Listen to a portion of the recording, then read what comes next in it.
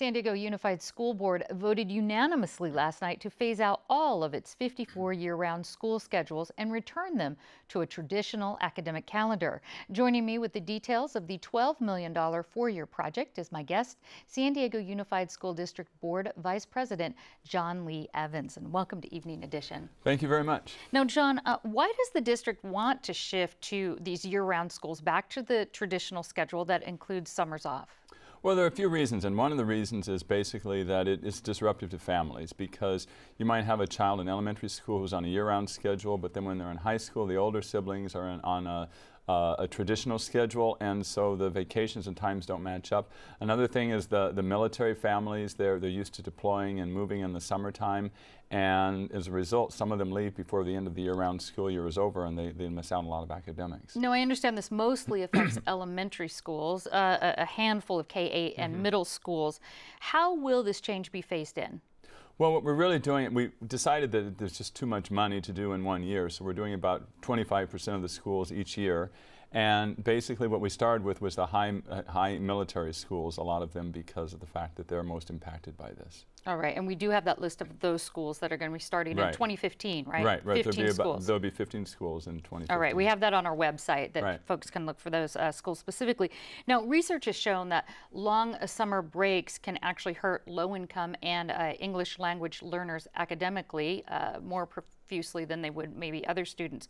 How will San Diego Unified help the kids that actually benefit from this year-round calendar?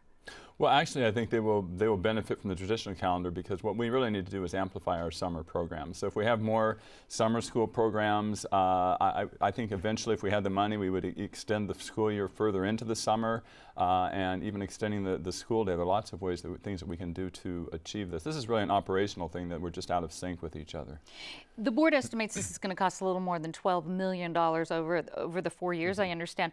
What's the money going to be spent on, and where's the money coming from? Well, the reason that it costs this one-time cost is because our fiscal year begins July 1st, and our year-round teachers are teaching through the month of July. So they will finish out the month of July, and then they'll do a full academic year after that. So it's basically 1 extra month of pay for a lot of teachers and staff.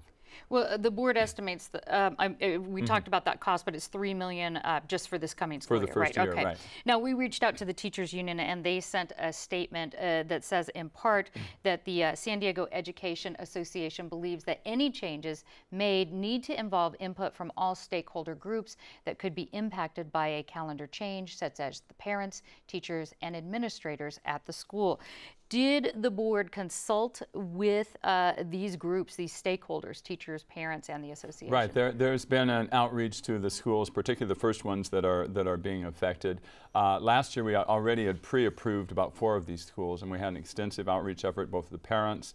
We consulted and conferred with the various unions at the same time. And what are you hearing? Are teachers supportive of this? Are you getting pushback from parents? Using the example of the first 4 that we already did, there was very strong support for doing this. Okay, and if you could just walk us through this transition come fall 2015, what's that going to look like for folks? They'll be notified. How's that going to work? Well, they will know well ahead of time, just as we voted last night, so that they will know that this is going to happen. And basically what they will do is they will finish up their school year in July, the ones that have been on year-round that are changing, and then they will join with everybody else starting up again in September, which will be a shorter summer break, but that's what they're used to anyway. Okay, and I know, so this is the subject that we're talking about as far as the school year and shifting that, but also the board voted last night on the school year when it's supposed to start. There was some discussion that they might want to start it a little bit earlier than what it is right now. What happened there? Why did the board reject that? Well, it kind of goes back to your previous question about getting input from all the stakeholders, and we actually didn't spend as much time on that as we should have in terms of starting a week earlier. So what we decided to do was to keep it the status quo, starting the day after Labor Day for next year, but start right away in the next couple of months talking about changing for the following year, but really giving the parents and teachers and everybody the full information about why it's a good idea. All right, John Lee Evans, thank you so much. Okay, thank you.